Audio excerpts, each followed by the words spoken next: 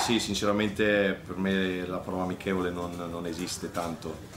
Quando si scende in campo è logico che si cerca di vincere, si cerca di lottare. Io voglio che la squadra sia sempre così, a prescindere dal tipo di partita che sia. Credo che sia una questione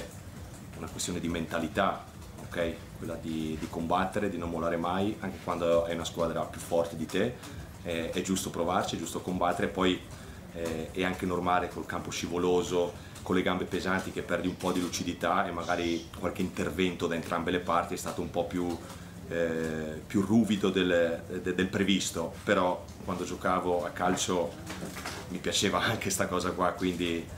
ci sta, è il calcio e quindi va bene così. Che indicazioni si possono trarre da questo amichevole sia per la sua squadra che per il Palermo, che è la sua ex squadra? Allora, è ovvio che il risultato conta poco, è normale che poi se vinci o pareggi, per il nostro caso può andare bene, perdere ti dispiace un po', ma sempre lascia il tempo che trova, nel senso siamo squadre che abbiamo iniziato da poco, il Palermo magari ha una settimana, 10 giorni in più di allenamenti, ma quello che conta è prepararsi alla stagione, quello è l'obiettivo primario. Poi è ovvio che c'è il risultato e di conseguenza dal mio punto di vista della mia squadra prendo i tanti aspetti positivi di oggi, prendo le cose che abbiamo sbagliate, ma abbiamo tempo per aggiustare e migliorare sempre di più, anche se devo dire che la direzione credo sia quella giusta. Francesco Camuca Sportisili, mi rilascio la domanda fatta dal collega: come ha visto il Palermo e soprattutto in chiave Legnago, debutto in Serie C, anche se non erro debutto anche in panchina in Serie C,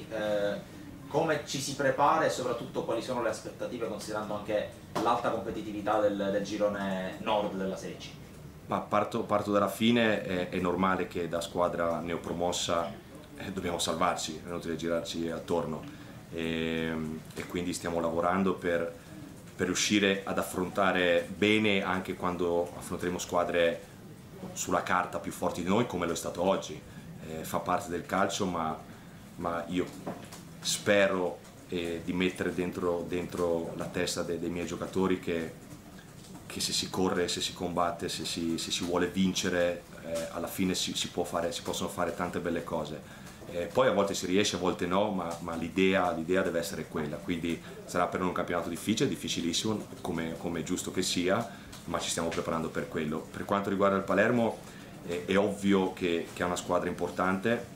è anche vero che vengono da un periodo di tanti allenamenti, ho parlato con il loro mister, quindi so che hanno lavorato duro in previsione del campionato, quindi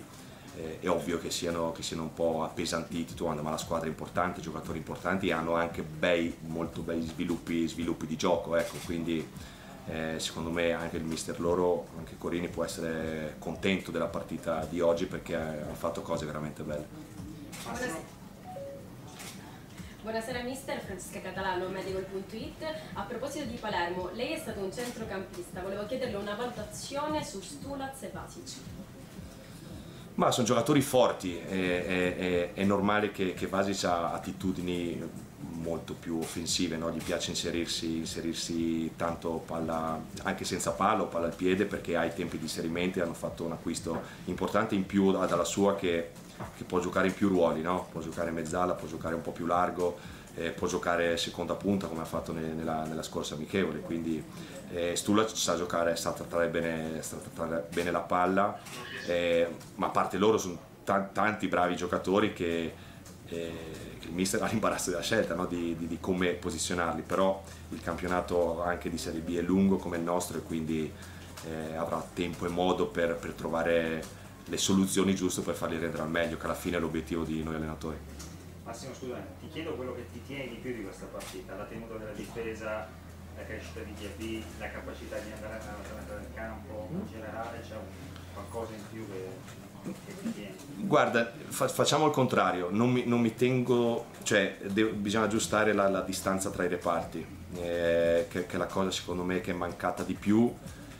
Oggi, soprattutto quando andavamo diretti, loro avendo una difesa molto, molto alta, andavamo diretti per farli correre all'indietro e ovviamente c'era tanta distanza tra attaccanti, centrocampo e difesa, e quindi quello sicuramente bisogna migliorare. Sugli aspetti positivi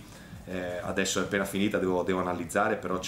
sono sicuro che ce ne sono un bel po', tantissimi da migliorare, ovvio che sia così, però come ho detto prima, adesso sono solo contento dell'applicazione che ci mettono, della voglia che ci mettono, poi tutto il resto lo aggiustiamo strada facendo.